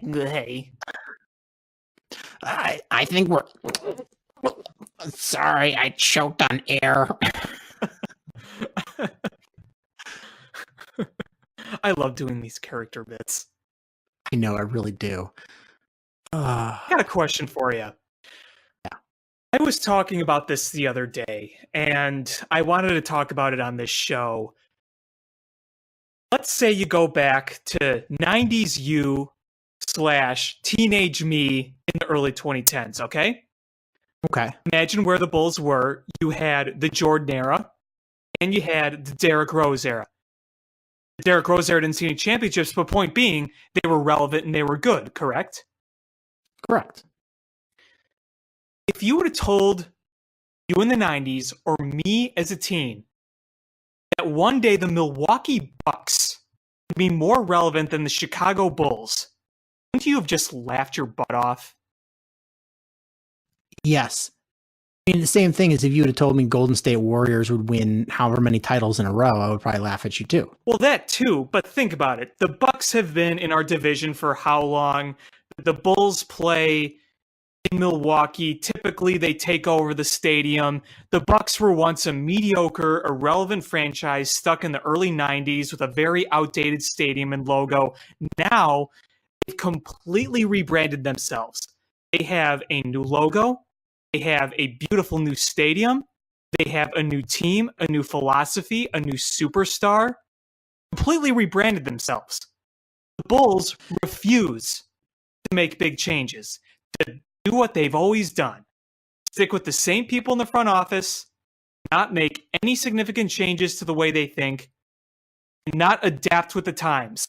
The Milwaukee Bucks, who are set up for success for many years, have built around their tall, athletic superstar with more tall, athletic players. Recipe for success. The Bulls have that? No.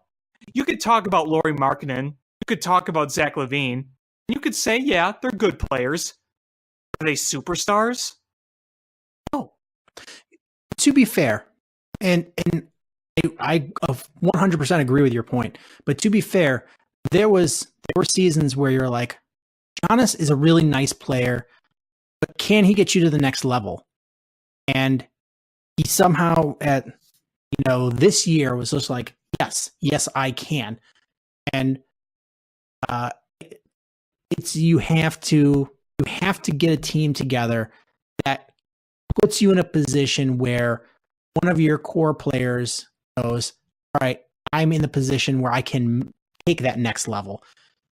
And one of them's got to be able to, to shoulder that burden, put the effort in, and get to that point. But if you don't put a good enough team there, you're never going to give those guys the opportunity to even attempt to make that next level. But going back to your point, is not only did Milwaukee do a good job with, a GM that nobody knows. Nobody can name the Milwaukee Bucks GM. I can't. And just from a marketing standpoint, is my family and I, we go up to the Wisconsin State Fair every year. It's kind of a tradition we do. We just take a day and go up there. Those fairgrounds are great.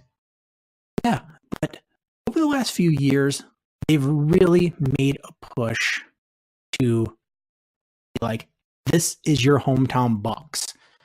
And, as soon as you walk in, right there, they've got the Bucks station there. Before you get, there's a couple of food vendors.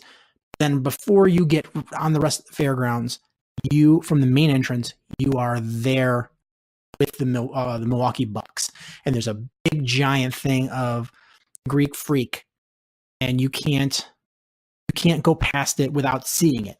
And they're hyping up season tickets, and they've got giveaways, and they're doing grassroots branding of this team. This is your team.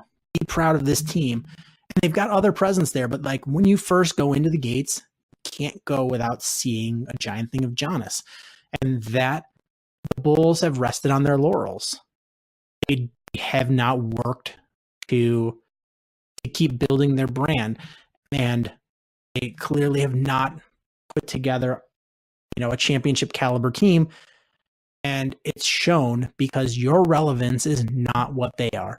They combined putting that good team together with marketing in a small market. Yeah, again, go back 5 some years.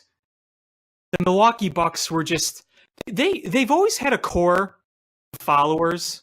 They always have. It's not like they never had no fans. They always had a solid core of loyal followers, but you never thought of Milwaukee as a Bucks town.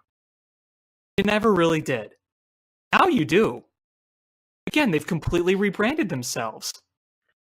It was weird. So Milwaukee's always been like a Packers town when the Packers play like 3.5 hours away, 4 hours away. Oh, yeah. But they're a Packers town. And suddenly there's this window where you're like, the Brewers are playing well and the Bucks are playing well. And you're like, holy crap.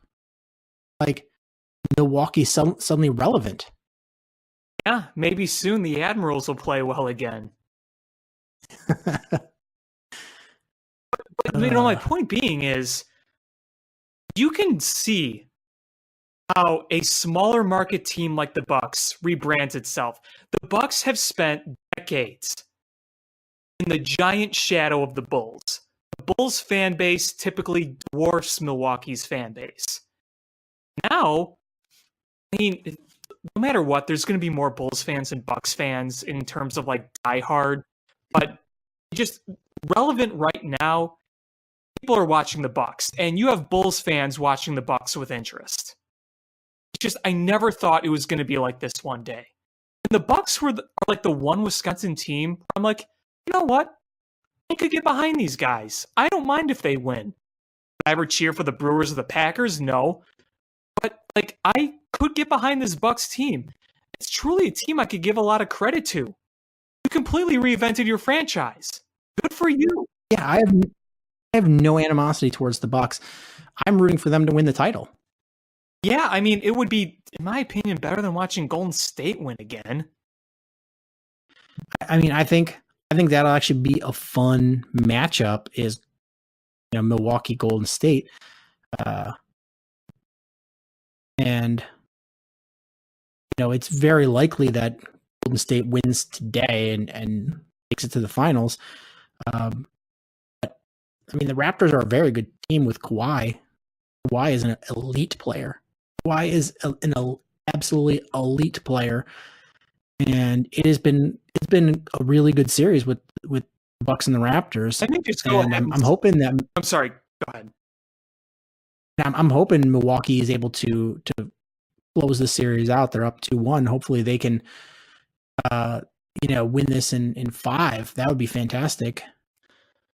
Yeah, I'm just going to go on record saying that Kawhi Leonard might be my favorite basketball player in the league right now. Just saying. Oh, he's absolutely amazing to watch. And he's so likable too. I would love for Kawhi Leonard to be a Bull. Love it. Absolutely. If you ask me one player I would like to add to this Bulls team, it would be Kawhi Leonard, hands down. I would. He's developed into a great offensive player. He's an elite defender. He's a likable guy.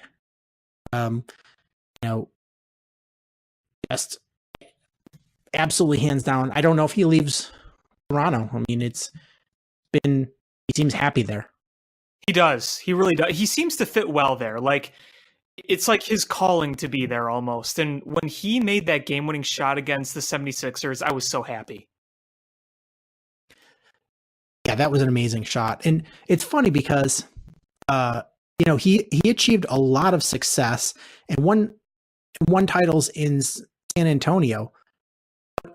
Now that he's in Toronto, you feel like he is a much bigger face in the NBA. Oh, yeah. There's no question. No question at all. I don't know how that happens when you go from a marquee franchise to Canada and suddenly you become a bigger face of the NBA. Well, I mean, I think it's just the way he's played and the moments he's thrived in. I mean, look at him thrive in these clutch moments. The guy's carrying the team at points. Toronto is not a bad team at all, but you saw in this Eastern Conference Finals that team could go so cold, and Kawhi is there doing the work. Absolutely. So there's that. So hopefully we see a Bucks team in the finals. I think that'll be fun. It would be fun. If somehow Toronto wins, I don't think they will. But if Toronto wins, I think that'd be fun too. And I think either team represents the conference well, and hopefully, I mean, I usually am not for the the team that's part of a dynasty, but I don't dislike Golden State. I'm just tired of them winning. Exactly. I'm not against them if they won again. They're all pretty likable. So I mean, I rooted against LeBron because he's unlikable to me. I mean, as a person, you see all the good things he's done, but I don't know. I'm just rubbing me the wrong way when he didn't come to the Bulls. But sour grapes. But so I could root against LeBron. He was a good villain. But I can't really root against Golden State. I just want to see somebody else win. But and Portland, there's no way that they can come back. So it's going to be between Golden State, Toronto, and Milwaukee. And I'm okay with any of those teams. It's the first time in a while where I'm like, yeah, I'm okay with no matter who wins out of these final teams. Yeah, I mean, one team I really didn't want to see go far They didn't even make the playoffs as the Lakers. And I'm not really a LeBron hater anymore, but like, I don't know. It would have just, Let LeBron have a year where he's just not really relevant and let some of the other star players show themselves off, like Damian Lillard, like Kawhi Leonard, like Giannis. Let those guys have some fun in the sun. Because when LeBron's in the playoffs, it's LeBron this, LeBron that, and I get it. He's the best of our generation, but it's nice to see a little variation. I really haven't hated LeBron. I couldn't stand LeBron when he was on Miami. I liked him on the Cavs both times. At least I'd say I didn't mind him. Yes. And I was rooting for him to win. With the Cavs. Okay, I really liked him when he got drafted on the Cavs. And the whole time he was on the Cavs the first time, I really liked him.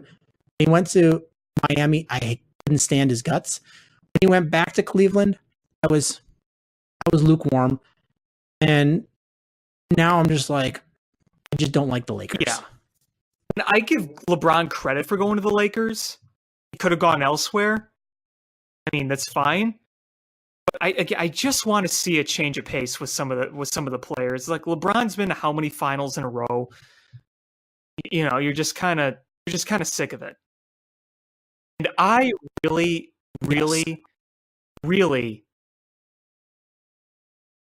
will never forget. Oh wow, I'm sorry, I cut out for a minute. I really liked when it came down from 3-1 and 1. I gotta say that was pretty cool a few years ago. Oh, now I know what you were. They've stranded so many base runners. That was way too shallow of a ball with a guy with way too good of an arm for Anthony Rizzo to score on that. They're trying to blow this game. I mean, when you strand that many runners. You know what I got to say? Oh, yeah. He would have scored there. Rizzo's He would have done some kind of crazy slide. Absolutely. And he would have scored. You know, now that we just brought the Cubs back up, you know what we didn't talk? In the opener, we said we were going to, it's the anniversary of when Michael Barrett punched AJ Przinsky in the face. Ah, yes. Ah, of course. I was in 6th grade when that happened. I'd already had a graduate degree and was working a job. So, yeah. I remember that happening, and man, that was like the pinnacle of animosity I feel between Cubs and Red Sox fans. I feel like that was just the peak of the hatred. Is that fair? Oh, yeah. Yeah, absolutely. Because absolutely. Years prior, before the White Sox won a World Series, it's always been a Cubs town. And so the White Sox fans just always felt like little brother, and there wasn't two-way animosity. Once the White Sox won a World Series, suddenly, even though it's still a Cubs town,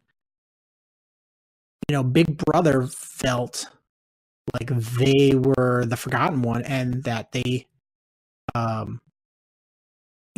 needed to be relevant again, as relevant as the other team. And you had AJ Przinsky, who was just like an absolute lightning rod. I mean, he's a guy that if you were his teammate, you loved him. And if you played against him, you hated his guts. Yeah. Oh, yeah. I think that's fair to say. And, absolutely.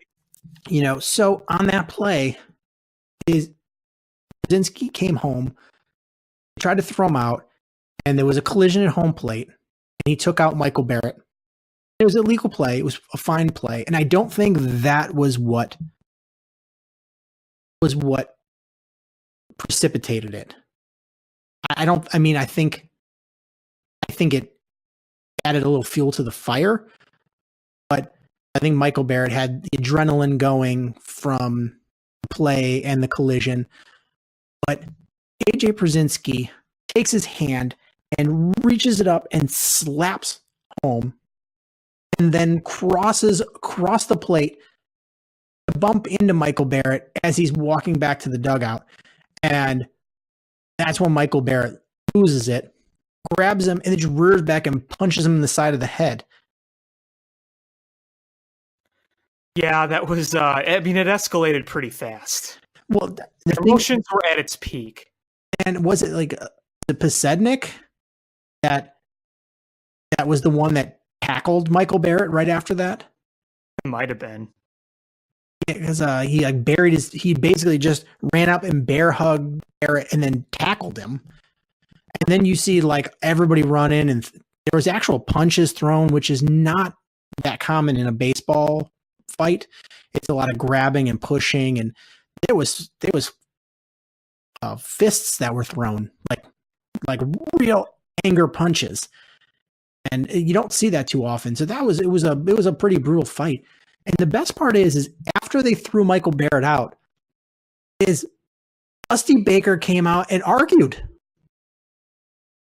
That's right. And that was I think one of the last like memories of Dusty Baker I have, because that was his last season, and that season was awful. Like, I really want to, if I ever run into Dusty Baker, out of all the things I could ask Dusty Baker, I would be like, Dusty, when Michael Barrett punched AJ Przinsky and got thrown out, what did you say to the umpires that when you went out to argue? What grounds did you have? I'm a diehard Cubs fan. He punched that guy in the face. I think that's an automatic ejection. Yeah. So, Yeah. happy anniversary to that. If nothing else, I think after that, you really, it's for somebody that's a young person right now, like a really young person. I don't think you understand the hatred between these two fandoms that existed before this. I mean, there was years of absolute hatred, and the series between the two teams would get ugly. And I feel like after this fight, it has gotten better. And I think at this point now, we're at the best that we've been in quite some time, as far as the two fan bases and their opinions of each other. Yeah. When you think of Cubs Sox, like at its peak, you're always going to think about that fight, because other than that, I don't think they've ever gotten to a brawl, at least that I can remember. No, I can't think of any. Or at least like, I think like one of the closest things I can remember was 2 years ago. I mean, there was never a brawl, but remember when John Lackey had trouble with his command and he hit a few batters? And, Hawk was getting all tense in the booth, and, oh, our boys are going to meet you after the game or whatever. And John Lackey's just like, I just lost. I lost my command. I don't blame him for being mad. That's the closest thing I can remember. Yeah, but John Lackey stood outside in the parking lot waiting for him. I'm red ass right now. I'm going to kick his ass, right, Buttercup.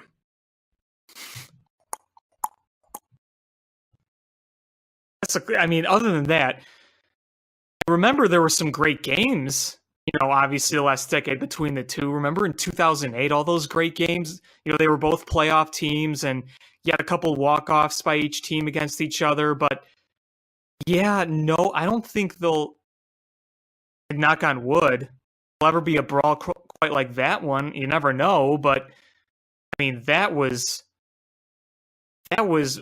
way more intense than any other Cubs Sox moment, at least in interleague play history. Yeah, that was intense there. Yeah, a lot of angry feelings just came boiling over right there. Yep. So I want to wrap this up with, we haven't talked Bears in a while, and the other day I was looking at Bears roster, and we're getting ready to go into the OTAs and things. I'm just sort of looking at the roster that the Bears have right now, and there's a lot of tough decisions here as far as who you're going to keep. Like it really is. There's a lot of competition here, and that's awesome. We talked about it before. Is how you get better is you keep adding top end talent, and then you keep churning the bottom of the roster until you find guys that mesh with what you're doing, and that's sort of what they're doing, and it's starting to work. So quarterback, I think so I kind of did an early depth chart / who's going to make the final roster. And quarterbacks, they've got 3 quarterbacks on the roster with Trubisky, Chase Daniel, and Tyler Bray. And this year, I think they only keep 2. I think they keep Trubisky, Chase Daniel, because I think they're going to keep extra players at other positions. I think they're going to keep 2 quarterbacks. Running back's going to be interesting. Is on the roster right now. You got David Montgomery. You've got Mike Davis. You've got Tariq Cohen, Gareth White, Taquan Mizell, and Ryan Nall, who's the training camp superhero that everybody loves. Ryan Nall. Yeah, he's every year there's that training camp guy that the training camp legend where everybody's like, this guy, you got to give him a shot because he's going to prove it that he's going to do it. Who was the wide receiver 2 years ago? What is his name? I know who you're talking about. Yeah. Yeah, and just never anything. To be fair, the Bears already had nobody at receiver 2 years ago. So yeah, it's Ryan Nall. He's an okay player. I don't think he makes this team. I think they carry 4 running backs, and it's David Montgomery, Mike Davis, Tariq Cohen, and I think Gareth White because of his ability to play special teams. So I think that's your 4 running backs there. Wide receiver got real interesting. You've got quite a few wide receivers on this roster. Yes, you do. You got Allen Robinson, Taylor Gabriel, Anthony Miller, Riley Ridley, Cordero Patterson, Devon Wims, Emmanuel Hall, Marvin Hall, Tanner Gentry, Thomas Ives, and Jordan Williams Lambert. And any one of these guys could be, bottom ones notwithstanding, is there's a bunch of guys that you could realistically see play significant minutes and make some significant plays. So I have my starters as Allen Robinson, Taylor Gabriel, Anthony Miller, and I think they keep 7 wide receivers. Usually they carry 6. I think they carry 7, and you've got Riley Ridley, Cordero Patterson, Javon Wims, and Emmanuel Hall make this team. And Emmanuel Hall, I think, is that one that they can't let go because of the speed that he brings, and that's the one thing that they're really missing is just the home run speed at wide receiver. Taylor Gabriel has home run speed, but he doesn't have a lot of size.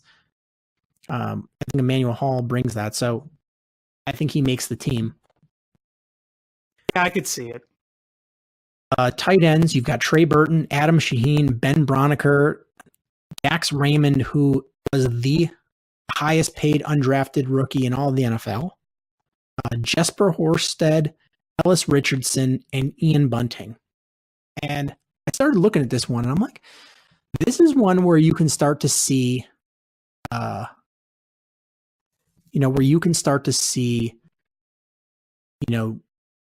guys rise up the ranks and surprise you. So Trey Burton, I think, is your starter. Adam Shaheen makes his team because he's a high draft pick, and I think you do have high hopes for him. I think they carry 4 tight ends, and I think Ben Broniker will not be one of them. I think Dax Raymond, I think you are too excited about him and what he can do. And I think Ellis Richardson is going to surprise you. So I think those are the 4 tight ends that you carry on this team. I mean, if Shaheen is healthy. And that's the thing. Broniker makes his team if Shaheen is not healthy. But if Shaheen is healthy, everybody stays healthy. I think Ben Broniker does not make this team. Yeah, that's my boldest prediction so far. I mean, Broniker is never bad, but he's a borderline practice squad guy that you bring up for depth. That's the way I see him. he's a good blocker, and he Exactly. played special teams. But I think you can actually have guys that you're excited about to play these four.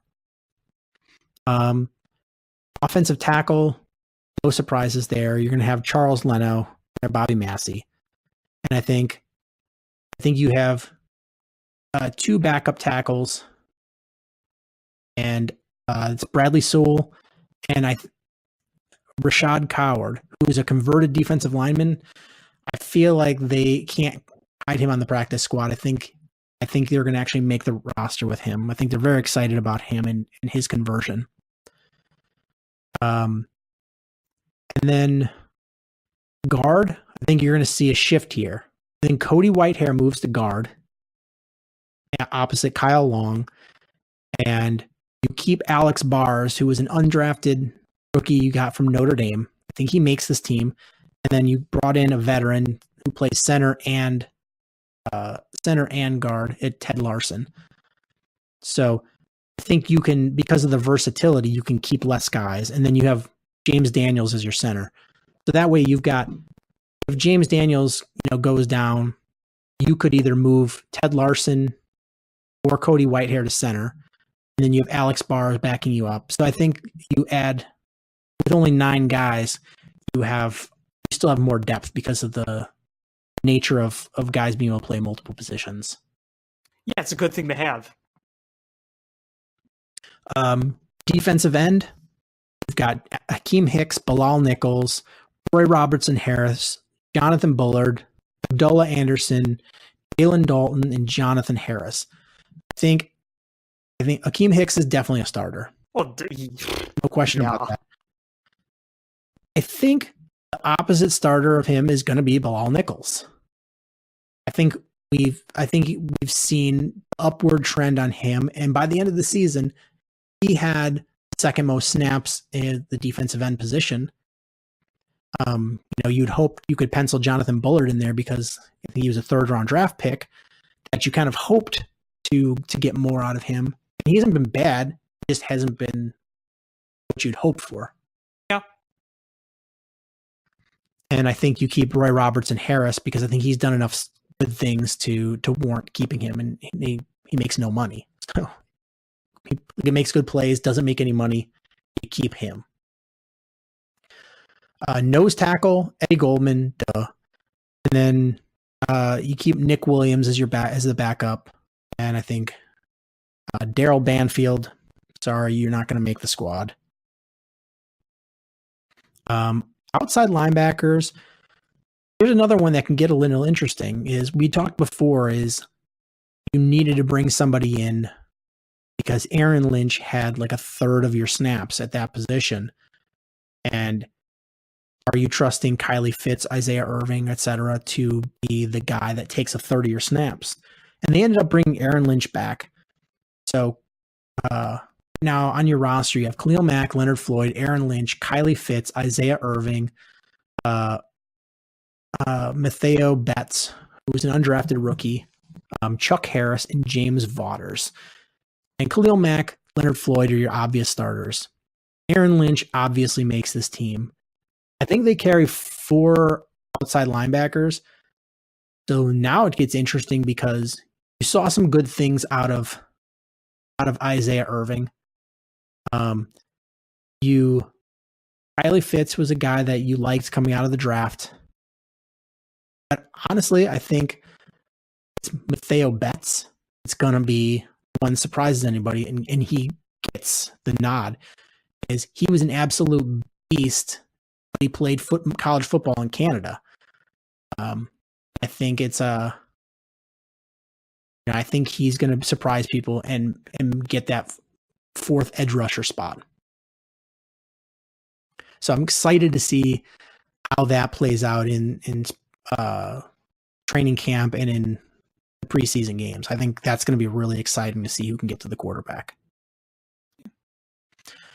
Inside linebacker on your roster, you got Roquan Smith, Danny Trevathan, Nick Kwiatkowski, Joel Inoue, Kevin Pierre Lewis, who we just got, Josh Woods, and Jameer Thurman. And obviously your starters are Roquan Smith, Danny Trevathan. Another one I'm going out on a limb, and I don't think Nick Kwiatkowski makes this team. I think you got Joel Iwa being away and Kevin Pierre-Louis that end up getting your backup spots. Maybe. I could see it. So that's my early predictions. Cornerback on this roster, you've got Kyle Fuller, Prince Mukamara, Buster Screen, Kevin Tolliver, Sherrick McManus, Duke Shelley, Steven Denmark, Michael Joseph, John Franklin, John Mincy, Joshua Simmons, Clifton. I can't read my handwriting. Clifton Duck, and Jamon Dotson. I think you're going to keep six. Corners. I think Kyle Fuller and Prince Mukamara are your starters. Buster Screen definitely makes this roster. Kevin Tolliver makes this roster. Sherrick McManus, if nothing else, because of special teams. And they really like this Duke Shelley that they got in the draft. I think he's going to make it. He's smaller, but I think they're very excited about he's going to be the slot corner of the future. Safeties on your roster, you've got Eddie Jackson, Clinton Dix, Deion Bush, DeAndre Houston Carson, and Oyin Jabua. I think this is a kind of an easy choice. Eddie Jackson, Clinton Dix are your starters, and Deion Bush, DeAndre Houston Carson as your backups. Hunter, you only got one on the roster, so it's going to be Pat O'Donnell. The long snapper, Patrick Scales, is brought back, and you've got a young guy competing against him, John Wordle. I think you go with the veteran Patrick Scales. And then in your kicker competition, I think Chris Blewett comes out ahead of Elliott Fry and Eddie Pinero. Early predictions there. Sure. Sorry, I'm too seething about this Cubs game right now to even care. Well, then let's just wrap this up. I think we had a good show. I want to thank everybody so much for listening. Please follow us on social media at ShyFanPat1, at Swerski Sports, Facebook.com/Swerski Sports, SwerskiSports.com. Please hit subscribe however you listen to podcasts, whether that's iTunes, Stitcher, YouTube, or the TuneIn app. Share this podcast with your friends. That's how we grow the podcast. And thanks so much for listening. And until next time, bear down.